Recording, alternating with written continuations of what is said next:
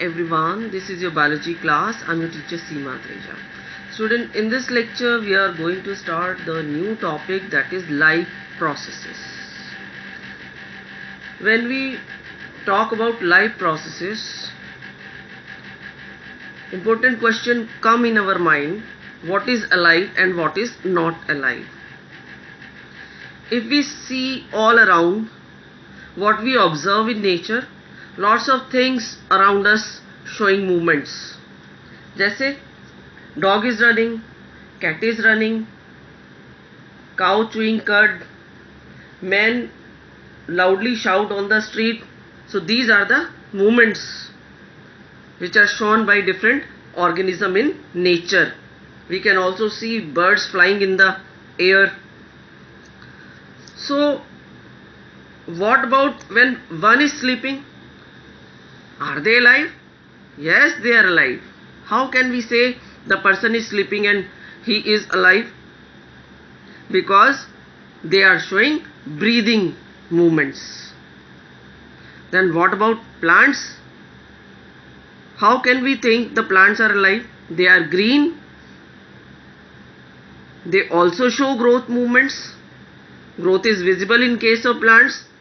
When we sow a seed inside the soil, it germinates, come out of the soil.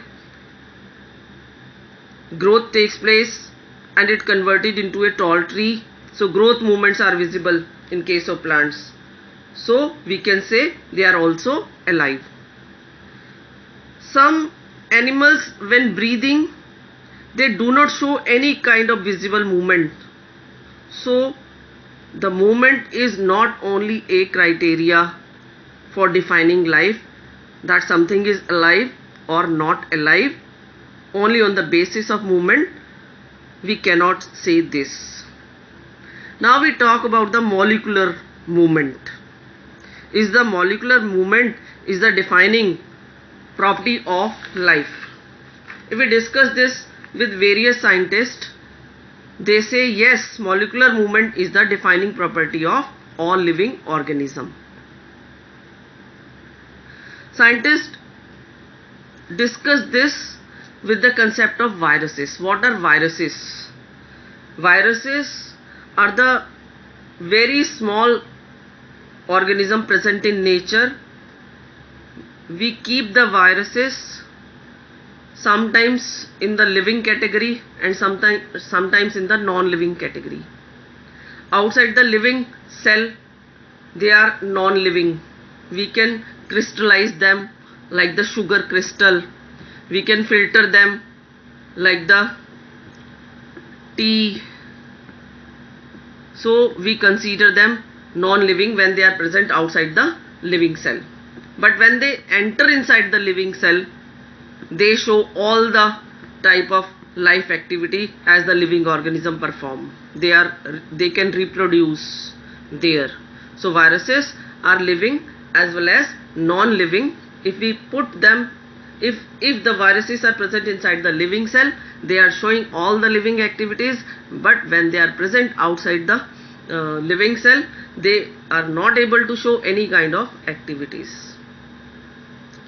If we observe the structure of the living organism, they are well organized structure. They can have tissues, and tissues are made up of group of cells. Cells have very smaller components in them. Because of the effects of environment, this organized, ordered nature of living organism can be disturbed or broken down. If order breakdowns, the organism will no longer be alive. So living creatures must keep repairing and maintaining their structure, and all these structures in them are made up of molecules. It means in the repairing and maintaining, what happens? Molecules show movement, and without repairing and maintaining, living organism cannot survive. And in the repairing and maintaining the structure in a well organized manner, molecules movement is necessary. So molecular movement is the defining property of all living organism. The first question in text में यही है, something is alive or something is not alive. How can we decide? What should be the criteria we use to decide whether something is alive? So molecular movement is the defining property of all living organism. If the molecular movements are going on, then we can say something is alive, and we consider the molecular movement is the defining property of all living organism. This is all about in this video. Thank you so much.